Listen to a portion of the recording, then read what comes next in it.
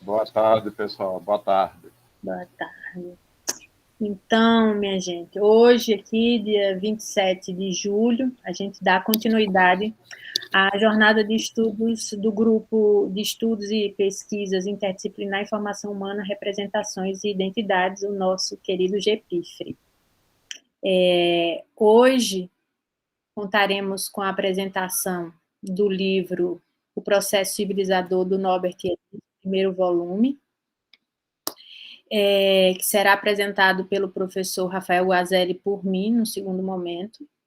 Nós teremos aí cerca de 1h40, considerando já que são 15 horas e 12 minutos. E esse ano a gente dedicou aqui a leitura e ao estudo, né, a apresentação de algumas obras de alguns dos membros do GPIFRE, né. Começamos com a obra do professor André Ferreira, que aqui está, e depois com a obra do próprio Rafael Guazelli, que foi apresentado em meses anteriores desse ano. E hoje, Rafael e eu vamos apresentar a obra de um teórico tão bom quanto os outros, né? Um pouquinho mais velho, que é o Norbert Elias, que nasceu aí no final do século XIX e faleceu em 1990, deixando um legado muito significativo no campo da sociologia, né? Sobretudo é considerado aí o pai da sociologia dos processos. Na verdade, ele é autor de um dos meus livros preferidos ao longo da minha vida, que é Mozart, Sociologia de um Gênio, que trabalha a partir da sociologia a biografia de um musicista, né, de um gênio da música, que é o Mozart. Então, também é autor de um outro livro que eu gosto muito, que é Estabelecidos e Outsiders, que trabalha numa perspectiva de diferenciação entre aqueles que são considerados nativos e aqueles que são considerados estrangeiros em determinadas terras, que nos ajuda também a pensar os costumes e os processos civilizatórios. E é dele também um texto, que eu acho que é o primeiro dele, que é a Sociedade das Cortes, das Cortes, depende da tradução, que também é muito emblemático e que nos ajuda a pensar esse processo de formação humana que tem na cortesia, na civilização, e na civilidade e na civilização, processos que nos ajudam aí a entender a formação humana. Bom, estão aqui reunidos, para além de Rafael e eu, a professora Viviane, o professor Arnaldo, o professor André, o professor Paulo Julião. Chegará em breve a professora Catarina e a professora Maria, acho que não estou esquecendo ninguém, né? Que são membros, professores, pesquisadores do grupo. Estão aqui também alguns doutorandos, mestrandos, orientandos nossos, em alguma medida, né? E alunos, essa é a grande novidade, alunas, sobretudo, da disciplina História da Educação no Brasil, turma PA, da manhã, segunda-feira de manhã, que eu convidei aqui como uma tarefa de APS, né, como parte de uma tarefa de APS. Enfim, sejam bem-vindas e bem-vindos, e passo então a palavra para o professor Rafael, que vai aí tratar da primeira parte do livro, né, a partir dos conceitos de civilidade e civilização nos contextos. Não vou adiantar, então eu passo aí a palavra para o Rafael, a quem eu agradeço aí a parceria. Obrigado, Rai. Boa tarde a todas, a todos. A Rai já fez uma breve apresentação, né, do Elias, esse conhecidíssimo sociólogo, historiador da cultura, né, que começou a produzir ali na primeira metade ainda, né, do século XX, e foi reconhecido tardiamente, né, embora ainda em vida, reconhecido, mas demorou-se para reconhecer o trabalho dele, né, trabalho bastante fecundo, produziu muita coisa, né, o Elias. E esse texto aqui é um dos principais textos, né, fora aqueles citados, né, pela professora. Esse aqui é um texto emblemático, né, do Elias, né, que escreveu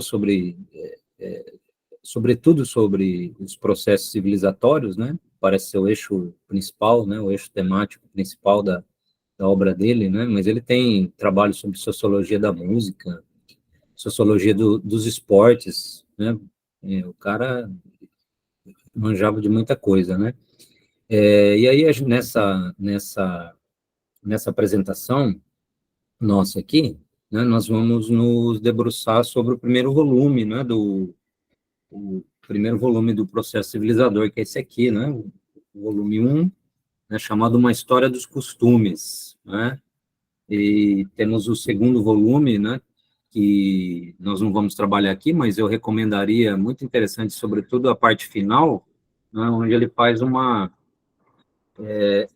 ele retoma a título de uma proposta de teoria, né, para se pensar os processos civilizatórios, que ele aborda ainda de forma muito incipiente aqui nessa primeira parte, que é a que nós vamos discutir, né? Então, esse livro aqui, vocês estão me ouvindo, gente? Ligaram, justo agora que comecei a falar, ligaram um negócio aqui, desligaram. Então, esse livro, né, o Processo Civilizador, o primeiro volume, né, que é essa história dos costumes, ele, grosso modo, a gente dividiria ele em duas partes. Foi assim que a gente fez aqui, pensando na apresentação também, né? Eu apresento muito brevemente a primeira parte, e a Rai fica com a segunda, né? A primeira, ela é um pouco mais teórica, vamos dizer assim, ele problematiza essa noção de civilização e de cultura, e a segunda parte é um pouco mais descritiva, né? A partir de diversos materiais, né? Sobretudo com relação aos costumes à mesa, né? Ele vai exemplificar, né, o que ele está entendendo aqui por processo civilizatório, né? Então, vejam que, assim, de entrada, né, é uma tarefa, assim, hercúlea, né, que ele se propõe. Talvez ele tenha sido o primeiro, um dos primeiros a pensar esse problema, né? Que é um problema, talvez não tenha exatamente uma solução, né, que é tentar definir essa espécie de pressuposto do mundo ocidental, não só moderno, mas ocidental, que é dividir, né, dividir sumariamente os habitantes do planeta Terra em civilizados e bárbaros, né, ou tentar encontrar distinções entre quem é civilizado, quem não é, né, o que é civilização, o que é cultura, se civilização e cultura coincidem ou não, né?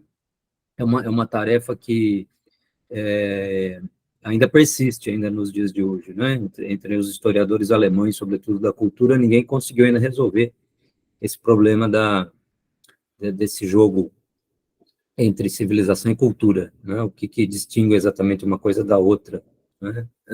Bom, então vejam, esse é o tema, né? Esse é o tema principal dessa primeira parte, desse capítulo, que é chamado da sociogênese dos conceitos de civilização e cultura, né? Então, ele abrange a primeira parte do livro, que estaria ali na altura da página 21 até a página 60, alguma coisa, né?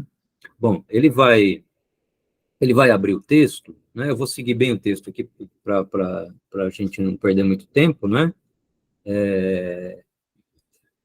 Ele abre, então, portanto, o texto, né, relatando justamente isso que eu falei para vocês, que é uma dificuldade em definir civilização, né, o que se entende por civilização, pois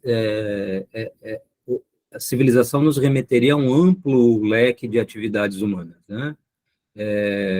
Basicamente, ele diz o seguinte, né, assim, a dificuldade advém, né, porque qualquer atividade humana, qualquer coisa que a gente possa fazer, né, ela pode ser, grosso modo, feita de modo civilizado ou incivilizado, né, desde tomar o chá, né, até construir uma ponte, enfim, né, a fala, os modos à mesa, etc. e tal, podem ser feitos de forma civilizada ou de forma incivilizada, né. E aí, então, ele vai lançar aqui alguns elementos que ajudariam a definir, né, o que se entende por civilização, né? Eu anotei aqui aproximadamente uns 6 pontos, né, que depois vão ser problematizados mais adiante, que ele vai demonstrar que nem mesmo esses 6 pontos são suficientes para fazer isso, né? Então, ele diz o seguinte, ele diz, em primeiro lugar, civilização é aquilo que expressa a consciência que o Ocidente tem de si mesmo, né? Então, aqui a gente já vê que é um conceito construído pelo Ocidente, né? Para distingui-lo das demais culturas, né? Em segundo lugar, e derivando disso, né, ele diz que isso expressa aquilo que o Ocidente considera especial nas suas realizações, né? Aquilo que o Ocidente realizou, que de certo modo é especial para ele e lhe daria orgulho, né? Em terceiro lugar, civilização, como já dito anteriormente, pode ser definido a partir de uma oposição a tudo aquilo que é bárbaro, né? Também, civilização pode expressar, e vejam aqui como ele está ligado a uma concepção moderna europeia, né? A ideia de uma consciência nacional, né? Ou mais precisamente, né, o orgulho da importância de uma determinada nação para o progresso, né? Seja da própria nação, seja do Ocidente, seja da humanidade enquanto tal, né? E, por fim, ele arremata, né, dizendo que é um conceito moderno, né? Muito bem.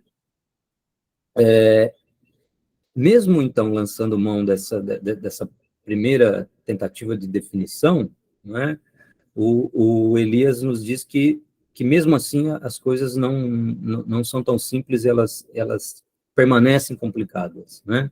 Por quê? Porque como ele ligou, né, os processos civilizatórios a uma certa consciência nacional, um certo desenvolvimento nacional, né, a ideia de modernidade enquanto tal, né, essas dificuldades vão prosseguir por ocasião do fato de que diferentes nações elas podem expressar, compreender de formas distintas o ideal que elas têm de civilização, né? Então, um ideal de um determinado país pode ser diferente do outro, né? E mesmo assim, um ideal é considerado por aqueles que o praticam, né, superior aos demais, né? Então, o que ele vai fazer, né? Ele vai, nessa primeira parte, né, partir dessa constatação que ele fez, né, e vai opor o conceito de civilização entre as 3 principais nações da Europa moderna, né? Então, ele vai colocar, de um lado, o ideal civilizacional, né, do absolutismo inglês e do absolutismo francês, em oposição ao ideal civilizacional da Alemanha, ali dos séculos XVII, séculos XVIII, né, que não necessariamente se constitui ainda como uma monarquia absolutista, como um Estado centralizado aos moldes dos ingleses e dos franceses, né, mas que já estava, de algum modo, a gente vai ver isso, né,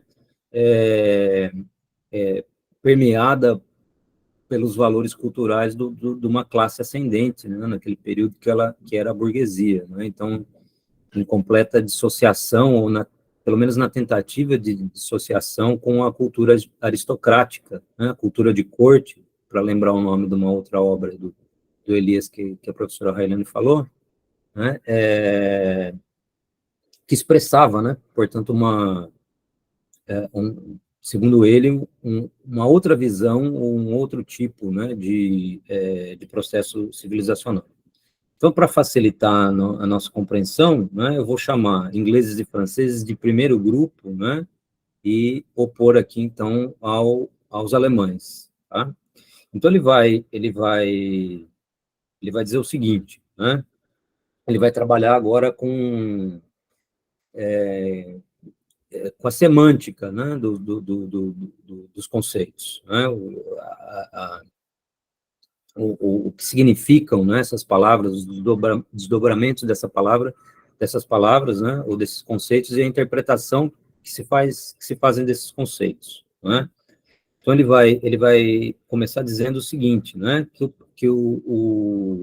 a noção de civilização, para esse primeiro grupo, né? Portanto, para os ingleses e para os franceses, remete à importância que essas nações entendem, né? Para o progresso do Ocidente e para o progresso da humanidade, né? Já os alemães, né? Para definir essa ideia de importância da nação alemã, né, no progresso do Ocidente para o progresso da humanidade, né, eles usam um termo específico que é civilization, né, e agora a gente vai jogar com alguns termos alemães que ele vai, né, o professor André aqui me ajuda no alemão aqui, que eu não entendo nem o português direito, quem dirá o alemão, né? Então ele me ajuda aí na pronúncia, se eu não estou falando muita besteira, né?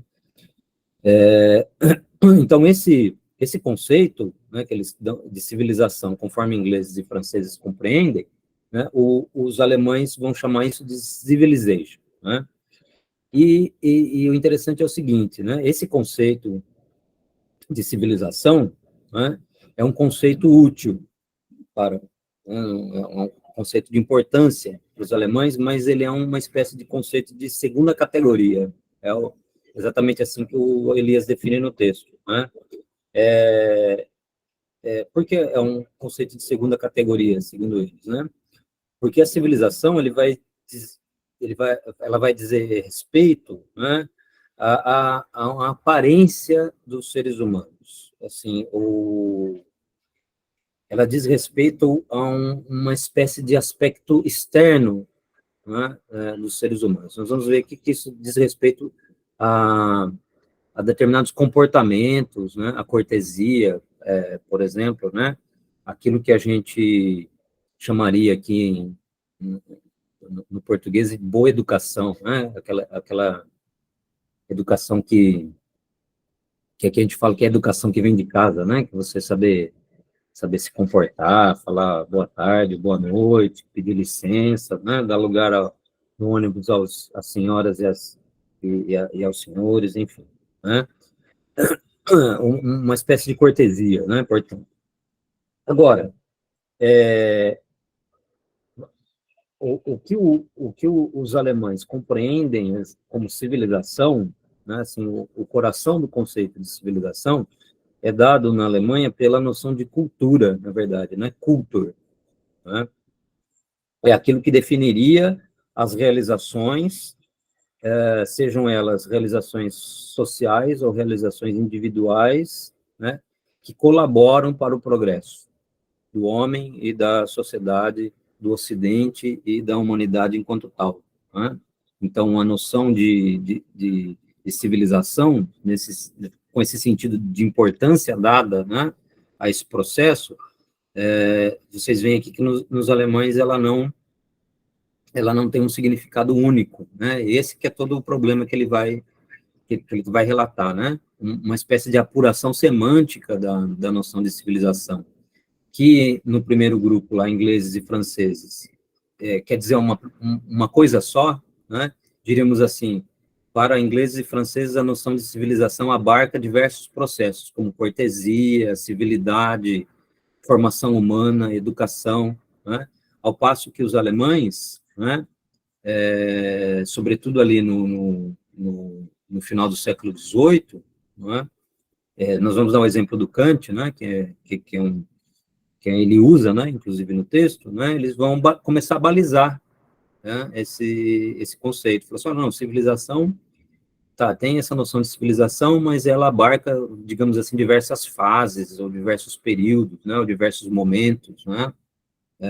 Então, nós temos um primeiro corte aí, né, chamando de civilização propriamente a ideia de cultura, de culto, né. Muito bem. E aí ele vem, então, fazendo esse balizamento, né, do conceito. Né? Então, ele diz assim, no primeiro grupo, civilização refletiria os fatos políticos, econômicos, sociais, morais, tecnológicos, religiosos, etc., né, de uma determinada nação. Né? o conceito de cultura, de culture, né, no entanto, ele é mais restrito, né? Ele abarcaria simplesmente os fatos intelectuais, artísticos ou religiosos, né, de uma determinada nação, né? No primeiro grupo, né, civilização, diria a respeito a realizações, podem ser realizações técnicas, artísticas, enfim, ou também atitudes, né, quer dizer, com relação aos determinados comportamentos, né? No entanto, no termo Kultur, em alemão, o comportamento é algo secundário nessa ideia de civilidade, né? Pois o comportamento ele não levaria em conta, né, a questão do caráter, ou a questão da virtude, né, presente em cada indivíduo, ou seja, não levaria em conta essa distinção que ele está fazendo antes entre uma espécie de formação externa, né, que é muito mais do âmbito da coação, né, de uma virtude interna, né? Quem lê o Rousseau, né, vai assim, ver aqui do que ele está falando, né? Por exemplo, a formação do Emílio, né, passaria por essa ideia da construção de uma virtude individual, pessoal, que não viria de fora, né, mas viria de dentro de cada um dos seres humanos, né? E aí ele vai analisar, né, por exemplo, alguns adjetivos que derivam de culture, né? Aí ele fala de um primeiro adjetivo derivado de culture, que é cultivrel, não é? Me ajuda aí, André. Descreve o produto das ações humanas e não o valor intrínseco, né, de um indivíduo. Ou então a palavra cultiviert, que a gente traduziria por cultivado, né? Que seria aquilo que se refere ao comportamento e à conduta do indivíduo, como na palavra civilizado. Não é? Bom, outra distinção, não é a seguinte, não é? No primeiro grupo, civilização ela tem um sentido de movimento para frente, né? Assim, muito ligado à ideia de progresso, né? Um pouco ligado à ideia de progresso, né? Quer dizer, a civilização é algo que se desenvolve sempre para frente, né? Enquanto que a noção de culture, né, que é a tradução alemã para civilização, ela é delimitativa, né? Ela diz respeito aos produtos humanos de uma determinada época, né? As obras de arte, os sistemas filosóficos, os sistemas religiosos, etc. Né? Derivado disso, né, a gente pode entender também que civilização, para esse primeiro grupo, ela teria um aspecto, assim, de minimizar as diferenças nacionais, né? Então, quer dizer, ela tem um aspecto mais universalizante, né? Porque ele diz respeito ao progresso da humanidade enquanto tal, né? E a noção de culto, né, ela é, de novo, né, ela delimita um pouco mais, porque ela tem a possibilidade de assinalar exatamente as diferenças nacionais, ou mesmo de grupos nacionais dentro, né, dessas nações, né, de grupos nacionais particulares. Tá? Ou seja, assim, a noção de cultura demonstrar uma espécie de consciência de si, de um povo, de uma nação, né, ou de um povo dentro de uma nação. Tá? Bom, essas são de forma muito tosca, muito resumida, né, muito rápida, as diferenças que ele faz, que ele está traçando, né? E aí, para exemplificar, né, isso, ele vai nos chamar a atenção, dizendo que foi o iluminismo alemão, né, aquele ali do final do 18, começo do 19, que foi quem melhor definiu essas diferenças, né? Vejam, quando os alemães absorvem, né, de alguma maneira, o iluminismo vindo da França, não é? Nós estamos ali num processo justamente de criação de uma espécie de consciência nacional, né, entre os próprios alemães, né? E aí o iluminismo é recebido, né, pelos alemães, e de algum modo, assim como a noção de cultura, né, a própria noção de iluminismo, ela vai ser remodelada à luz desse contexto, né, de uma Alemanha ainda nascente, né, um processo que já havia, de algum modo, sido concretizado na Inglaterra há um século atrás, e na França também, né, não acontecia na Alemanha, não é? E aí ele vai chamar atenção para talvez o principal, né, para mim, sem dúvida nenhuma, o principal nome do iluminismo, né, mesmo não sendo francês, que foi o Immanuel Kant, né? Ele vai falar que o Kant teria sido o primeiro a expressar essas antíteses, né, e que teria trabalhado numa definição clara dos conceitos, né? E aí ele vai nos remeter a um texto bastante conhecido, né, do Kant, publicado em 1784, que é um texto chamado Ideia de uma História Universal de um Ponto de Vista Cosmopolita, né? Nesse texto, então, o Kant traçaria essas antíteses e teria trabalhado nessa definição dos conceitos, né? Eu acrescentaria, né,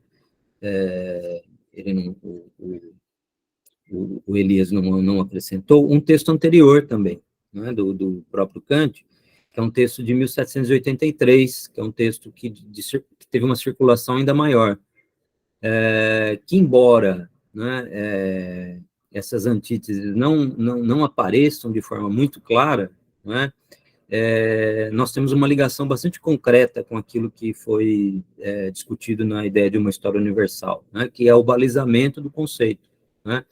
Se lá nessa ideia de uma história universal, ele de algum modo está trabalhando essas antíteses entre civilização e cultura, não é? Tentando dar uma fineza, né? Refinar os conceitos, né? Que era um negócio que o Kant gostava de fazer, chato para burro, né?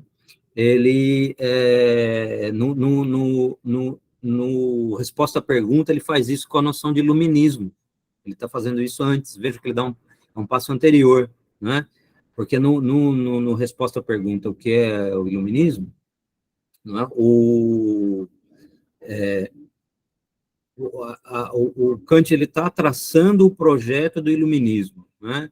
E ele vai traduzir a palavra iluminismo, né, que entre os franceses tinha a ideia de um acontecimento, né, por um processo. Ele traduz por esclarecimento, né, o Aufklärung, ao invés de iluminismo, né? Então, o iluminismo aparece muito mais como um processo do que como um acontecimento em si, né? E aí ele vai balizando aqui também o conceito, né? A principal tentativa ali, né, desse texto, ao meu ver, né, era um problema, né, que é a tentativa de conciliar o iluminismo, né, que é o livre uso da razão, não é, com a obediência das leis instituídas, né, para que a civilização continuasse a sua marcha sem os problemas de guerras intestinas, né, da dissolução do próprio estado das coisas, né. Como vocês sabem, o Kant ele era um conservador, né, um bom conservador, mas ainda era um conservador. Ele vai fazer isso jogando com a ideia de uso público e uso privado da razão, mas eu não vou me ater a isso, né. Mas, enfim, no Elias, né, ele está chamando atenção para esse texto aqui, que é a ideia de uma história universal de um ponto de vista cosmopolita. E aí ele cita, aqui na página 27, no terceiro parágrafo, né, em que ele diz assim: parece que foi Kant quem primeiro expressou uma experiência e antíteses específicas de uma sociedade em conceitos correlacionados, né? Ou seja, né, cultura e civilização. Em 1784, escreveu ele nas ideias sobre uma história universal de um ponto de vista de um cidadão do mundo, né? A tradução aqui está um pouco diferente. Ele diz, né, cultivados a um alto grau pela arte e pela ciência, somos civilizados a tal ponto que estamos sobrecarregados por todos os tipos de decoro e decência social. Eu tomei a liberdade aqui de anotar toda a passagem, o parágrafo todo, né, em que o Kant que o Kant descreve essas antíteses, para vocês verem como isso fica muito claro, né, nessa passagem do Kant, né? Se me permitem, eu vou ler. Ele diz assim, o Kant, né, na ideia de uma história universal. Eu estou usando a edição aquela edição tradicional, né, da Martins Fontes, tá na página 19, na altura do segundo parágrafo. Ele diz assim: mediante a arte e a ciência, nós somos cultivados, né? E aí a palavra em alemão que ele usa é cultiviert. Então, mediante a arte e a ciência, nós somos cultivados em alto grau. Continua ele. Nós somos civilizados, e aí a palavra em alemão utilizada é zivilisiert, né? Então, nós somos civilizados até a saturação por toda a espécie de boas maneiras e decoro. E aí ele diz o seguinte: mas ainda falta muito para nos considerarmos moralizados, né? Em alemão, moralisiert.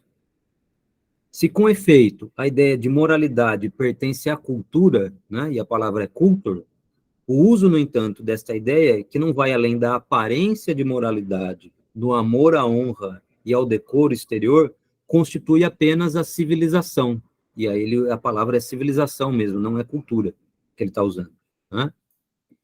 Aí ele termina, né, só para a gente finalizar, ele diz assim: mas enquanto os estados empregarem todas as suas forças em propósitos expansionistas, ambiciosos e violentos, impedindo assim continuamente o lento esforço de formação, e a palavra é Bildung, né, formação cultural, né, do Kultur, formação interior do modo de pensar dos seus cidadãos, privando-os mesmo de qualquer apoio nesse propósito, nada disto pode ser esperado, porque para isto requer-se um longo trabalho interior de cada república para a formação, de novo, Bildung, de seus cidadãos. O gênero humano permanecerá nesse estado até que, por seu esforço, do modo como foi mencionado anteriormente, saia do estado caótico em que se encontram as relações entre os estados, né?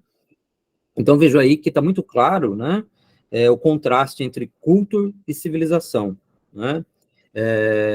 Grosso modo, ele está fazendo o seguinte, né, ele está fazendo uma oposição, né, entre a ideia de civilização proveniente daquele primeiro grupo, de uma nobreza cortesã, né, baseado na etiqueta, né, com uma inteligentícia, né, burguesa alemã, ainda nascente, né, naquilo que diz respeito às suas realizações artísticas, suas realizações culturais, suas realizações científicas, entre outras, né? Então, vejam, para finalizar aqui, né, nós traçaríamos, assim, sumariamente, uma oposição que seria entre cultura e civilização, deste modo, né? Na casinha ali da cultura, né, nós teríamos, então, as palavras-chave: burguesia, realizações culturais, artísticas, etc., virtude autêntica.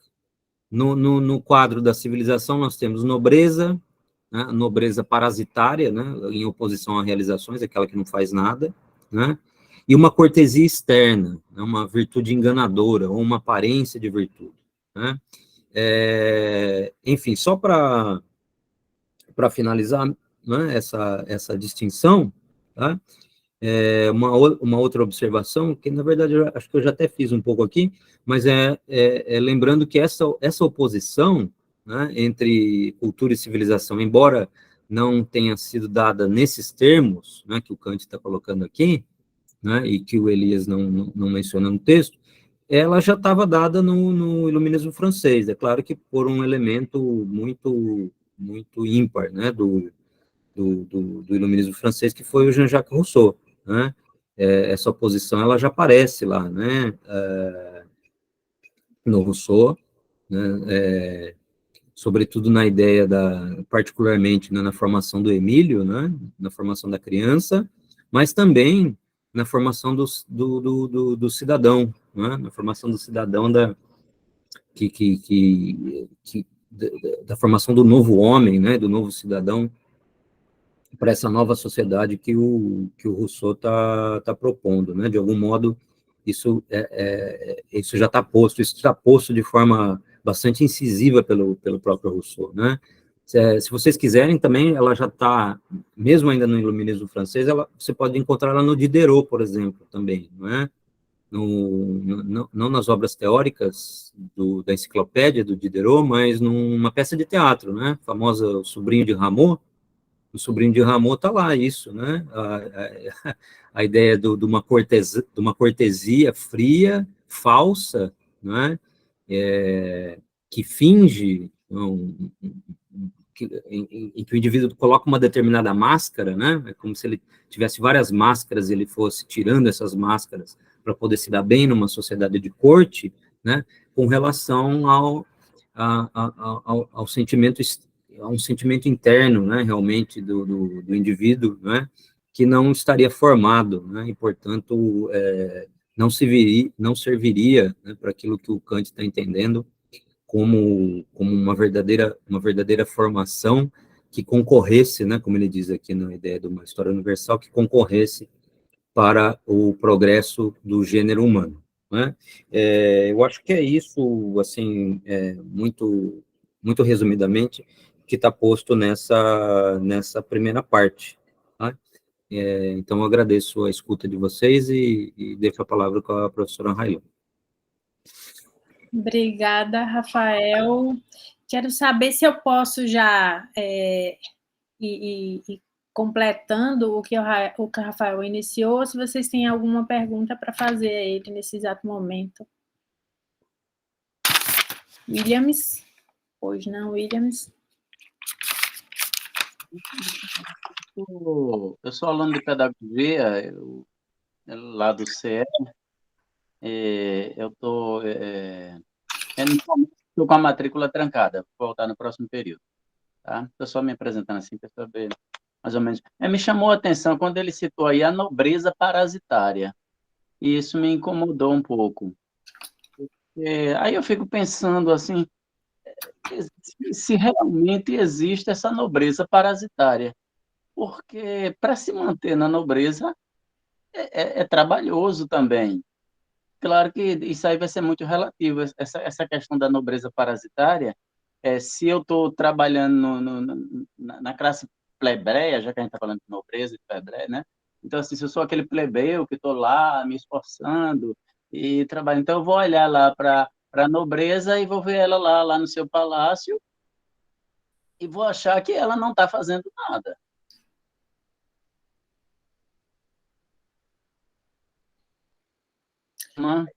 Travou para mim aqui. Travou para vocês? Eu acho que entendi aí qual é a pergunta. Travou. Não sei se você calou, travou. Mas, Rafael, se você me permite, considerando que... Acho que não travou, não. Ele fechou o microfone.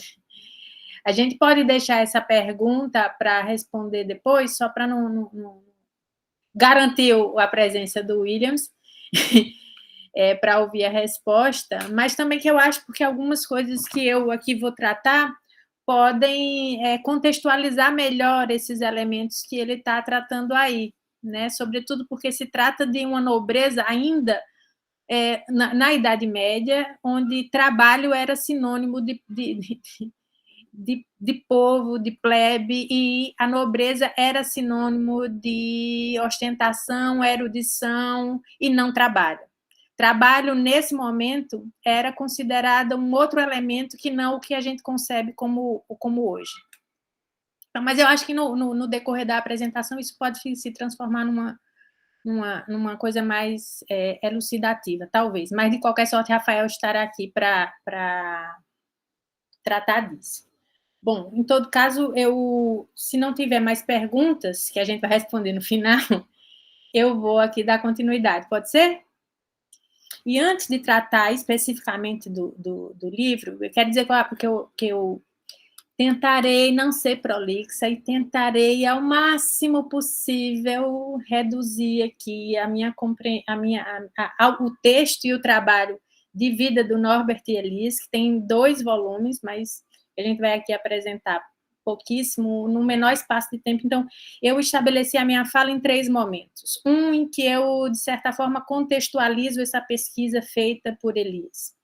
No segundo momento, eu trago à tona, esse é bem rápido, no segundo momento que eu trago à tona 7 elementos que foram trabalhados pelo Renato Janine Ribeiro, que é o prefaciador de uma das edições do Elias, que pelo menos me ajuda muito a pensar todo o trabalho e todas as análises feitas pelo Elias. E num terceiro momento, aí sim, a partir dos exemplos, que são muito, muito, muito bons.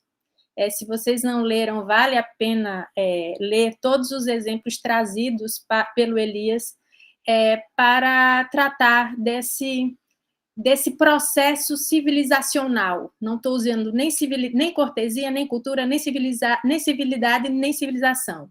Justamente para não entrar em nenhum desses conceitos que eu pretendo, ao longo do tempo, se não elucidar, pelo menos explaná-los. Então, foi assim, mais ou menos, que eu pensei. Espero que, ao fim e ao cabo, dê certo, né?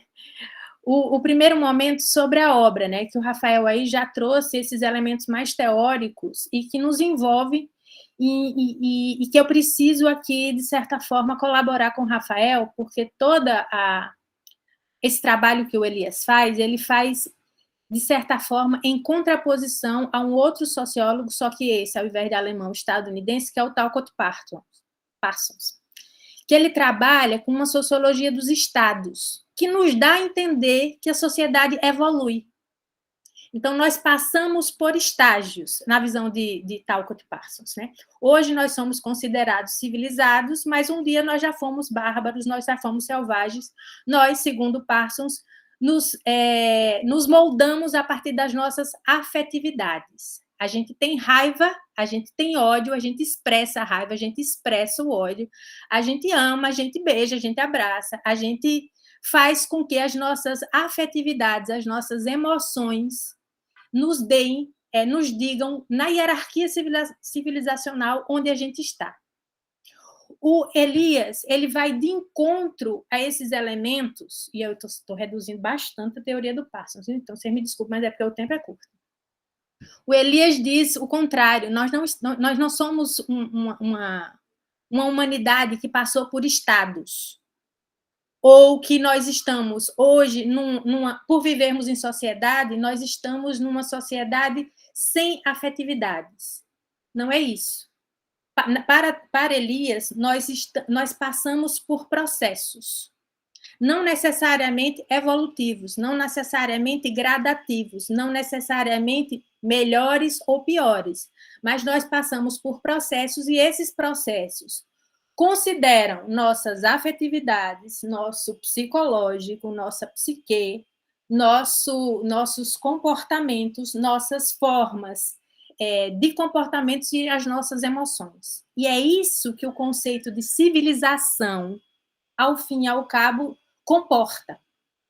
Elementos da afetividade, das emoções e elementos também do comportamento esse, ora mediado por si, pelo outro, pelas relações estabelecidas. Então, eu acho que essas duas informações aí podem agregar algum tipo de conhecimento nas análises que vêm a posteriori. Bom, um outro elemento sobre o livro é que, para além dos conceitos de cultura e civilização, que estão aí,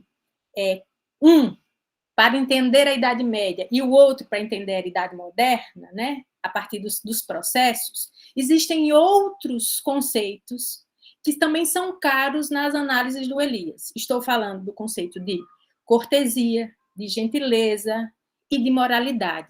Moralidade não entendido como algo inato, mas como algo construído.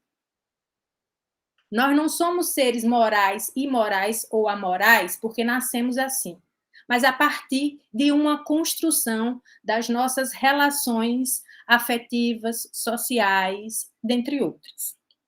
Então, esses são os exemplos aqui, esses são as informações sobre o livro, sobre o contexto do livro que eu queria trazer.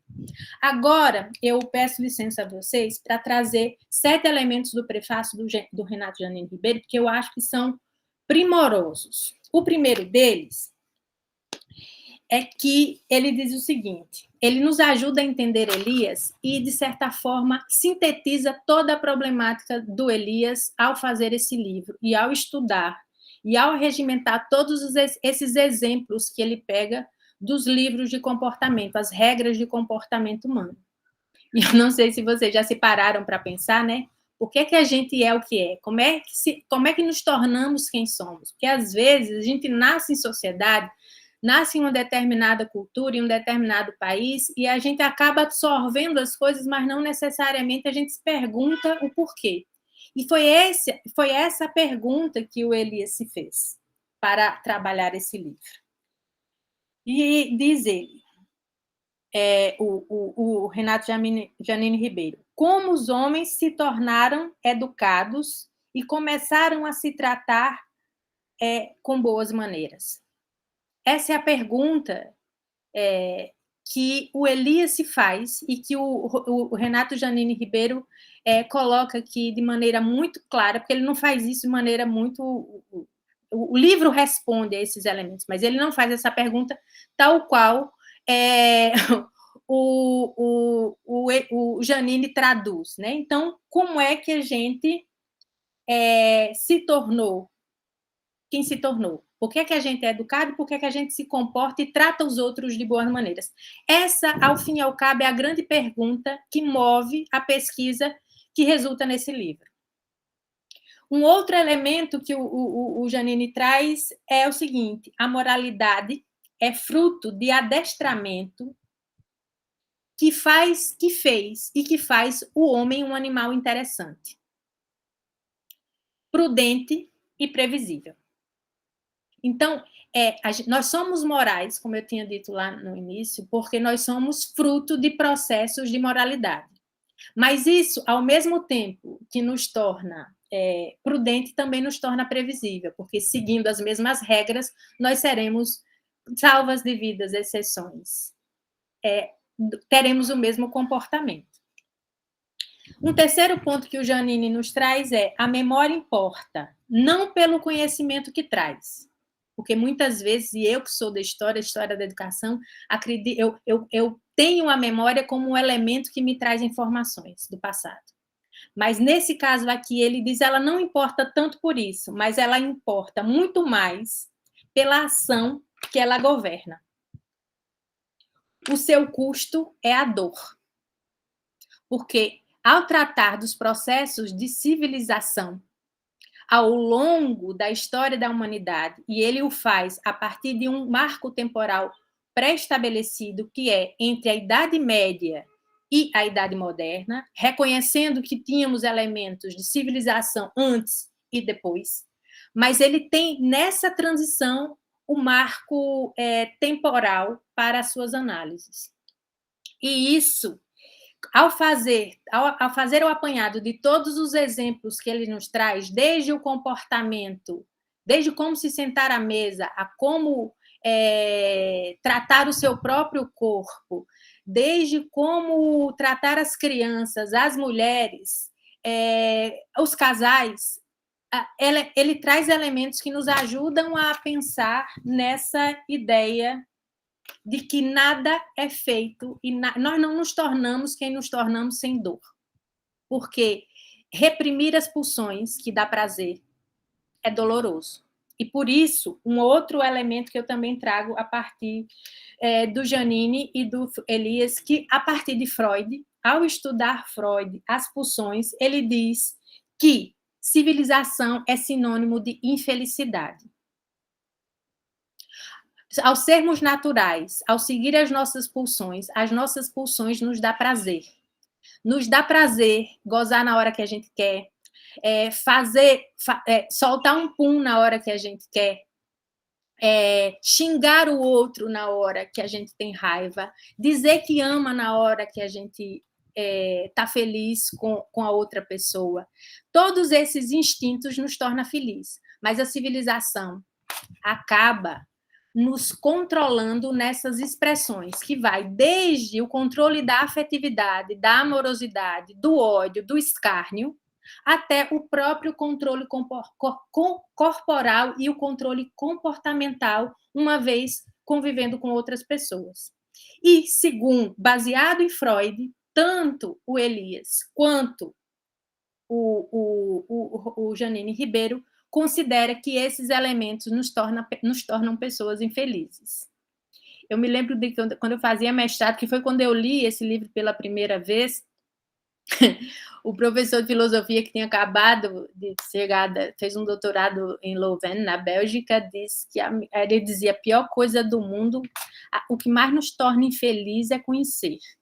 Quer ver? Aí ele citava umas pessoas, que eu não vou citar aqui, porque eu considero que isso é preconceito dos piores, mas ele dizia: ó, essas pessoas, elas estão felizes sempre, porque elas não pensam.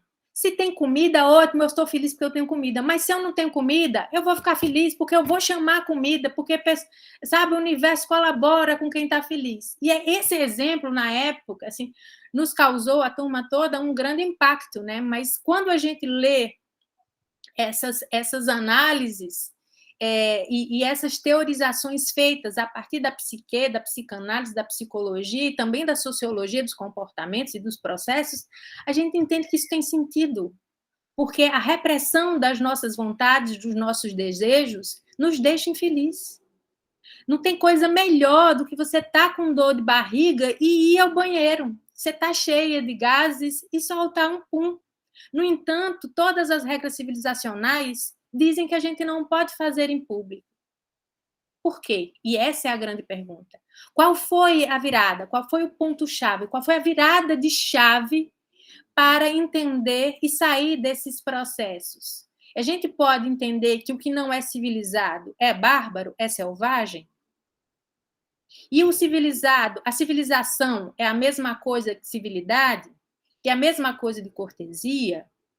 De onde vêm essas regras que até hoje nos incomodam na medida em que mulher não pode sentar de perna aberta, que a gente não pode comer e beber no mesmo copo?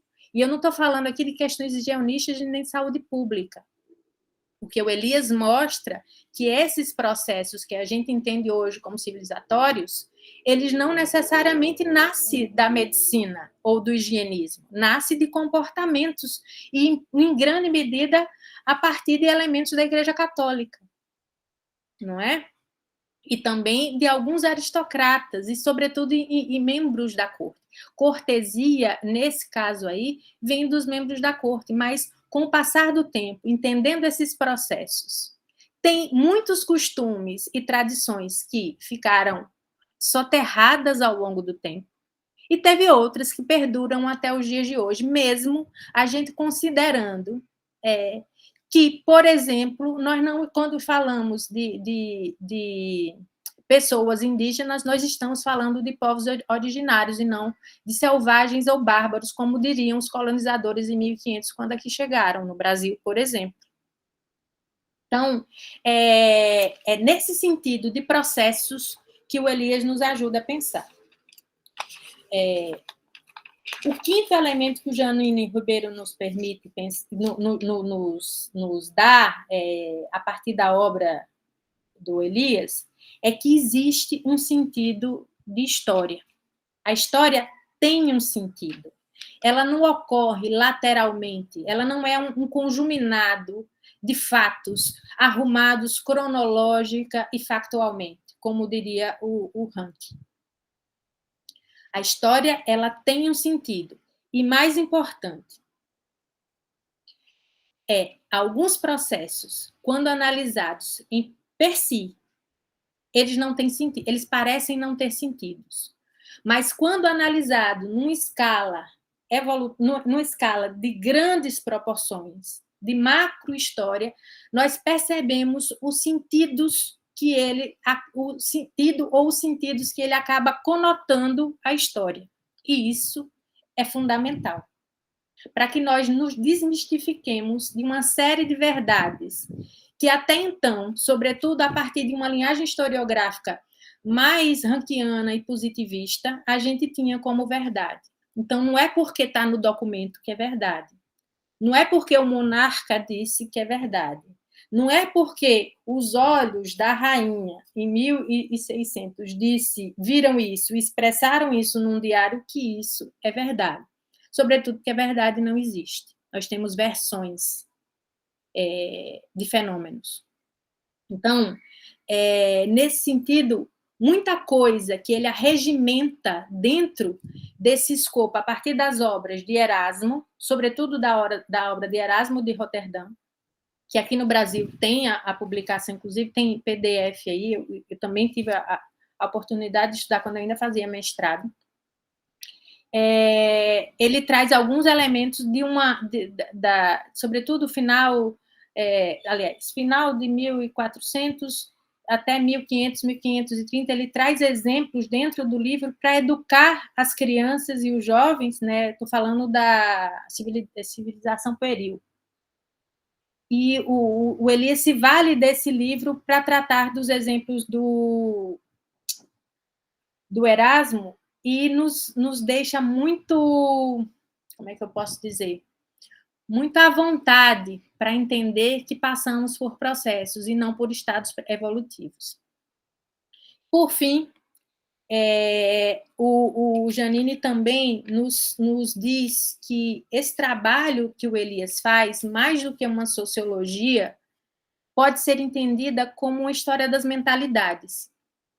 Quando ele trabalha com o conceito de curva de civilização, saindo da Idade Média e entrando na Idade Moderna, ele nos permite entender como as mentalidades foram forjadas ao longo do tempo, nos permitindo entender que mais do que práticas, mais do que exemplos, como ele traz no segundo título, no segundo momento desse volume do livro, as mentalidades elas são construídas a partir de desejos, a partir de recompensas, a partir de determinismos, a partir de uma série de elementos que não podem ser resumidos em apenas um. A mudança de mentalidade não ocorre porque alguém quer, porque alguém deseja, porque alguém mudou o comportamento. Não, é uma soma de elementos que faz com que as mentalidades elas se modifiquem, que não é de uma hora para outra, mas que isso acaba sendo um ponto significativo e dando uma outra abordagem à sociologia do Elias, que é a partir da história das mentalidades. Bom, dito isso, o livro do Elias, ele trabalha com exemplos, como eu disse aqui, sobretudo a partir de livros de civilidade, né, feitos para crianças e adolescentes, e há que se ressaltar que o livro do Erasmo, por exemplo, é um livro de 1500 e alguma coisa, 1530, 1536, 39, não me lembro, da década de 30, de 1500, e que ele ensinava as crianças, consideradas à época adultos em miniatura, a serem pessoas melhores, a partir de regras sociais de civilidade, não de civilização ainda, mas de civilidade, muito embebida no que antes tínhamos como cortesia, para fazer com que aquelas pessoas que lessem os seus livros, né, aqueles professores, aquelas escolas, eu não estou falando da escola moderna não, tá, gente? Eu estou falando da escola de 1530, estou falando de uma escola frequentada por homens, estou falando de uma escola para muito poucos e de uma escola que primava muito mais a erudição do que a formação como a gente pensa hoje. O pessoal da história da educação no Brasil aí já está um pouco cansado de saber disso, porque essa é meu mantra. Bom, essa ideia, ou esse recorte, que faz com que o Erasmo seja a principal fonte do Elias, o Erasmo e um alemão, que é o Jean Morisot. Ele, a partir de vários tratados de civilidade, a exemplo do de Morisot e do de Erasmo, mas sobretudo do de Erasmo, ele vai apontando tudo aquilo que transformou os comportamentos e as emoções, até chegar no que a modernidade considera como civilização. o sufixo são aí dá uma ideia de continuidade, né, de algo que não está terminado. A civilização como também processo que tem várias fases. Então, os exemplos que ele traz, eles são muito, muito, muito bons.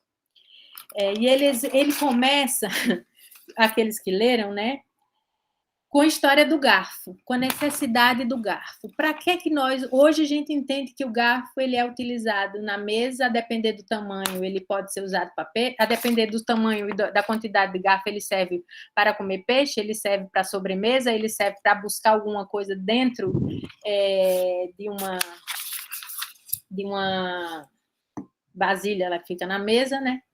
Mas o garfo, assim como outros elementos, como a colher, como comer em público, como não comer em público, revela uma série de elementos de civilização. Porque o garfo é entendido como um sinônimo de civilidade no final do século XVI. Não que ele não existisse antes, ele até coloca um exemplo de uma dogalesa que casou com um doge de Veneza, e isso no século XII, se eu não me engano, e o exemplo que ele traz é o seguinte: ela veio da Grécia, casou com um veneziano e levou o garfo dela de estimação, porque lá na Grécia se comia de garfo. E aquilo que poderia ser considerado uma coisa muito civilizada, porque ela estava comendo de garfo, e o garfo já era um instrumento, em alguns países, considerados como de sinônimo de civilidade. Na Veneza do século XII, ela foi considerada uma idiota. Por quê? Porque ela estava ali mostrando um grau de refinamento que aquela sociedade para a qual ela foi não comportava.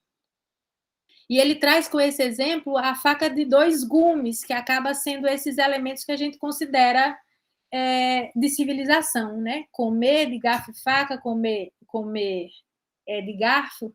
E ainda sobre o garfo, ele também traz um exemplo que na França, e até hoje, se comia de garfo.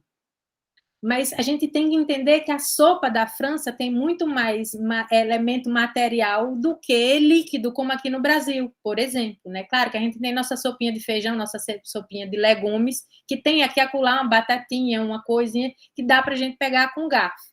Mas normalmente a gente toma sopa e é de colher. Na França não, por ter mais elementos sólidos, o garfo era um elemento a ser considerado ali naquela cultura. E quando esse garfo, esse elemento vai para a França, ele é considerado um instrumento não raiz, né? Um instrumento Nutella, digamos assim, e coloca em xeque toda a elegância e o grau de civilidade da dogalesa. Bom, esse é um exemplo simples, mas quando somados a outros, ainda na Renascença, a gente percebe como esses processos foram sendo sempre mediados pelo grau de afetividade, pelo psicológico e também pelo grau que revela o grau de aceitação. Né? Um exemplo, comer antes, né, isso estou falando aí, século XII, XIII, até os V, quase toda a Idade Média, se comia sopa no mesmo vaso e com a mesma colher. Então, botava o vaso, a colher no vaso, comia, o segundo ia lá, colocava a mesma colher, comia, e ao longo do tempo, esse costume foi sendo considerado bárbaro, digamos assim, considerado selvagem. E não, repito aqui, não por conta de questões higienistas. As questões higienistas, elas só começam a ser consideradas no século XVIII, sobretudo XVIII e XIX. Nem na Renascença as questões higienistas foram tão tocadas como no século XIX. Porque se achou que era mais elegante cada um ter sua colher. Do mesmo jeito que não era simpático assoar o nariz com a toalha da mesa, ou assoar o nariz e o catarro cair em cima da mesa. Não eram questões higiênicas, repito. Isso, ao longo do tempo, foi ganhando, claro, elementos higienistas, de saúde pública, mas num primeiro momento era que causava escárnio, causava nojo, por conta de odores, por conta de secreções, por conta de lembranças, porque a memória causa dor, né? Catarro lembra tosse, tosse lembra gripe, resfriado, constipação, ou seja, não é bom ver o outro escarrando, não é bom ver o outro execrando escarro. Então, muito mais pela afetividade ou a desafetividade, se é que esse termo existe, os costumes foram sendo incorporados, alguns incorporados e outros escanteados, justamente por conta disso, de como essas coisas nos tocavam.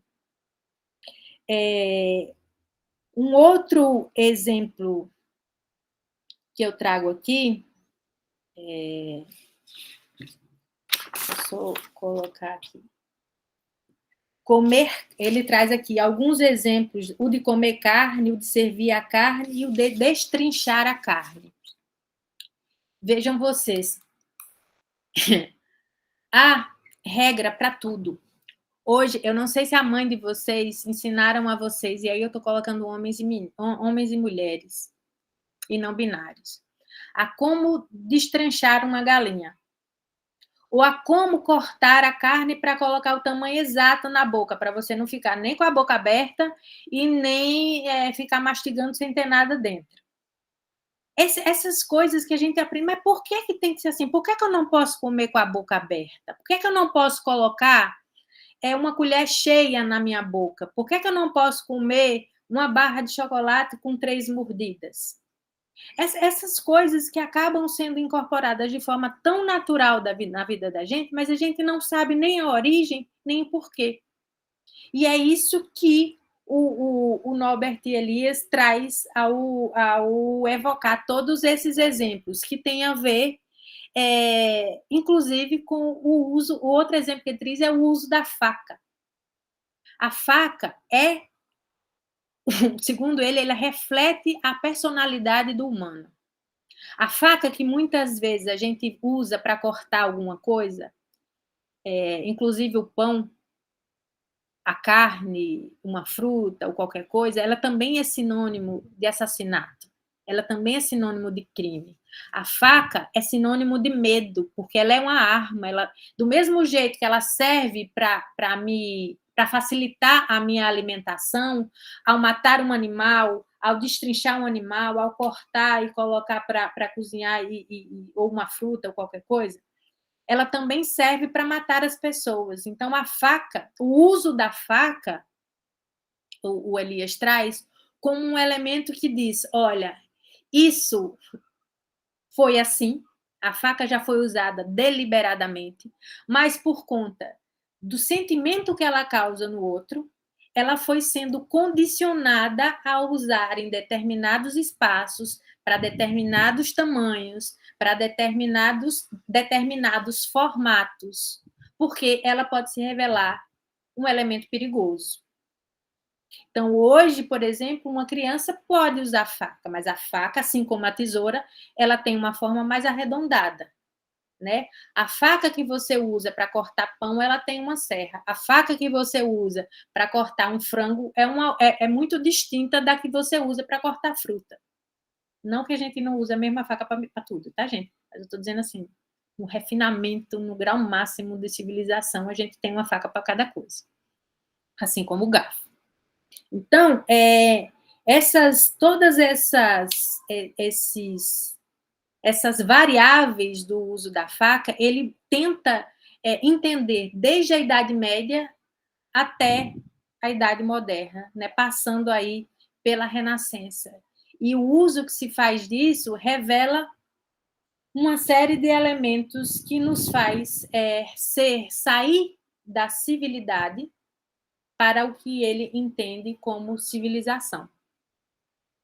Civilidade como sendo algo mais pessoal, que o indivíduo pode ter, e civilização é aquilo que nomina o que uma sociedade com pessoas civilizadas são. Não sei se eu me fiz entender. Ih, Rafael, você está balançando a cabeça aí? Que bom. Bom, nesse sentido, eu queria aqui ler a página 40 do livro, só para ser didática. Um minutinho aqui. Estou na página 202.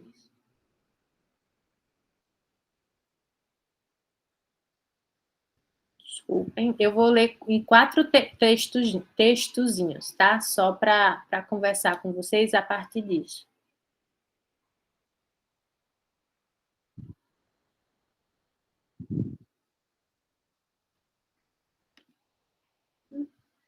Não está marcado.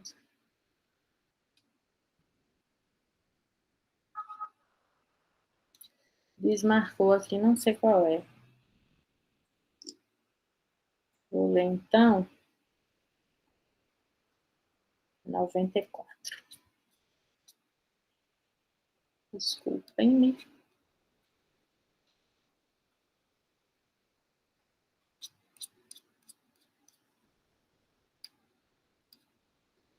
Aqui. Achei. Diz ele lá no segundo parágrafo da página 94. O exame do comportamento no século XVI e de seu código de conduta lança o observador de um lado para outro entre impressões do tipo isto ainda é inteiramente medieval e, abre aspas, é exatamente assim que nós somos hoje. E é exatamente essa aparente contradição que corresponde, sem dúvida, à realidade. As pessoas dessa época possuem dupla face. Encontram-se em uma ponte. Conduta e código de conduta estão em movimento, mas o movimento é muito lento. E, acima de tudo, ao observar um único estágio, ficamos sem critério seguro de aferição. O que é flutuação acidental? Quando e onde alguma coisa está progredindo? Quando alguma coisa está caindo em desuso? Corresponde realmente a uma mudança numa direção definida? Está a sociedade europeia, sob a égide da palavra civilité, movendo-se aos outros para aquele tipo de comportamento refinado, aquele padrão de conduta, hábitos e controle de emoções que em nossa mente é característico de sociedade civilizada, de civilização ocidental? Eu quis trazer esse trecho aqui, porque é justamente ao focar a sua análise exatamente nesse momento da história entre o final da Idade Média e o começo da Idade Moderna, em que as pessoas que estão ali vivendo trazem hábitos tanto da Idade Média quanto aqueles que já se anunciam modernos, progressistas, né? Ele tem essa ideia, ele tem ele problematiza desse jeito. Como é que isso reverbera, né? Como o passado reverbera no presente? E como é que as demandas do presente, as consciências que muito tem da política, dos elementos sociais, culturais, e isso, para cada país, há elementos que são muito próximos, mas que da mesma forma são muito distintos, né? Ele traz aí, todos os exemplos que ele traz são ocidentais. Os exemplos que ele traz estão aí no circuito Itália, França, Alemanha, no máximo Grécia, né? Mas traz esses exemplos que são muito próximos. Todos os manuais, né? Os livros que ele considera como fruto como fonte, né, e como fruto de uma exploração mais sociológica, são compêndios que foram utilizados em boa parte dos países colonizados, inclusive. Aqui no Brasil temos o exemplo do Erasmo, que foi aqui utilizado, assim como outros países que se valeram desses comportamentos, né? Que, em certa medida, podem ser absorvidos, outros não. Né? Um grande exemplo que a gente pode considerar aqui é o uso de roupas, e da quantidade de roupas, tanto femininas quanto masculinas, que foram aqui tentadas, que foram introjetadas a partir de 1808, por exemplo, com a vida da família real, e antes mesmo disso, né, quando algumas mulheres e homens europeus vieram para cá, trazendo aquela quantidade de anáguas, né, como hábito, como elemento de civilidade. Né? 7 anáguas, peruca, o que foi que deu nisso? Com o clima tropical que nós temos, a umidade que nós temos, aqui no litoral nordestino, Bahia, Pernambuco, piolho, sarna, doenças das mais irritantes possíveis, né? Porque sarna, além de tudo, é chato, porque coça, porque incomoda, porque ele irrita, por uma série de coisas. Então, alguns elementos que são, também, para além de culturais, políticos, econômicos, também tem esses elementos que têm a ver com o tempo, com a nossa temperatura. E isso a gente acaba visualizando nos nossos exemplos. Não sem razão, há uma série de transplantações culturais que foram trazidas para cá, sobretudo no século final do século XIX, a partir de 1870 aqui no Brasil, que ficaram e outras que não ficaram, né? Muitas ideias europeias, né, no que primeiro o Silvio Romero, depois a Ângela Alonso chamou de surto das ideias novas no Brasil, vem a partir disso. Muita coisa ficou, né? Muitas ideias cientificistas, os métodos, por exemplo, foram incorporados nas nossas escolas, livros foram lidos, a ideia do direito como produto cultural, como produto histórico, veio para cá também nessa pegada. Aqui havia um ambiente que proporcionou a inculcação desses valores. Por outro lado, né, muita coisa também, sobretudo esses elementos mais culturais, foram sendo descartados pelo mau uso. Dei o exemplo da roupa, mas poderia dar o exemplo do sapato. Poderia dar o exemplo do hábito, do que se comia, né, e de como se comia. Ainda hoje, tem muita gente que acha estranho os orientais criarem uma certa raça de cachorro para comer. A gente come gado, a gente come cabrito, a gente come porco, a gente come frango, mas cachorro não. Do mesmo jeito que a gente não entende que os indianos não podem comer vaca, né, porque é um animal sagrado. Por que os japoneses não podem comer barata, cigarra, grilo, e a gente pode comer... como é que chama? Perereca, não. Aquelas que tem gosto de frango, minha gente. Jacaré, por exemplo. Rã, obrigada, Sabrina. Rã. Pois é. Tem muita gente que come determinadas coisas como se fossem iguarias, assim, como se fosse de forma exótica, quando, na verdade, tem determinados animais. A nossa vaca aqui e a vaca da Índia, elas parecem ser animais distintos. E o que é que toca isso? O que é que representa isso? Farofa de tanajura, pois é. Bem lembrado, farofa de tanajura. A tanajura é o alho e óleo, é um outro exemplo. Eu me lembro que um dia minha mãe me deu uns tapas porque minha vizinha estava fazendo tanajura e o cheiro me agradava. E aí eu fui comer a tanajura da vizinha, porque, né, era uma festa, ela estava lá fazendo a coisa. Minha mãe disse, eu não disse que era para você comer. Eu disse, eu não comi não. E aparecia as perninhas da tanajura nos meus dentes, que eram separadas na época. E o resultado foi que eu levei uns tapas nesse dia, porque eu estava aí, minha mãe achava que tanajura era um animal que era incomível. Ela lá, não sei porquê, se era porque ela considerava nojento, se era porque ela considerava sagrado, eu duvido muito, mas não sei qual era a relação da minha mãe com tanajura. Acho que era nojo, né? Tem muita gente que não comeria barata nunca, mas tem gente que come. Do mesmo jeito, me lembrei agora do filme de Indiana Jones, eles comendo lá o cérebrozinho de macaco. Lembram?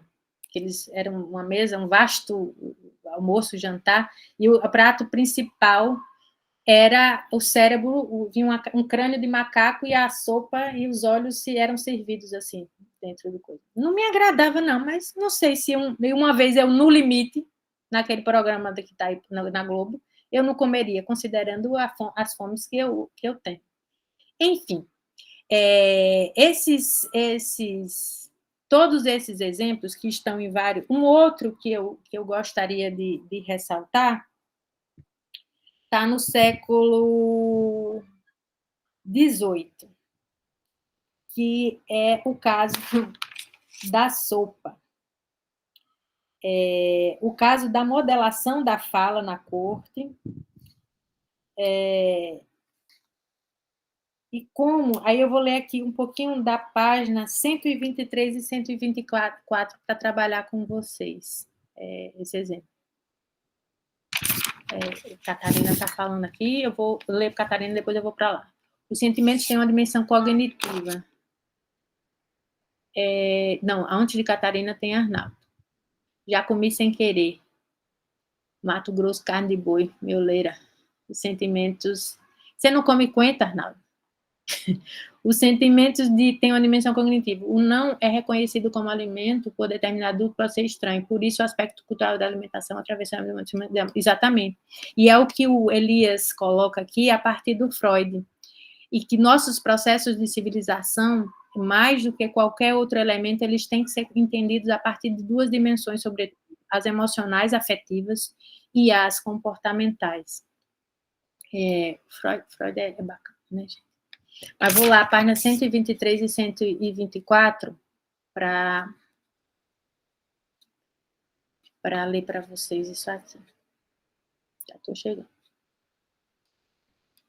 Diz ele, na página 23, não há dúvida de que a delicadeza de sentimentos é aguçada sob pressão da situação da corte. Isto de uma maneira que mais tarde será parcialmente justificada por estudos científicos, mesmo que grande parte dos tabus que as pessoas gradualmente se impõem em seus contatos recíprocos, parte está muito maior do que em geral se pensa. Não, vou ler de novo, viu, gente? Não há dúvida de que a delicadeza de sentimentos é aguçada sob pressão da situação da corte. Isto de uma maneira que mais tarde será parcialmente justificada por estudos científicos.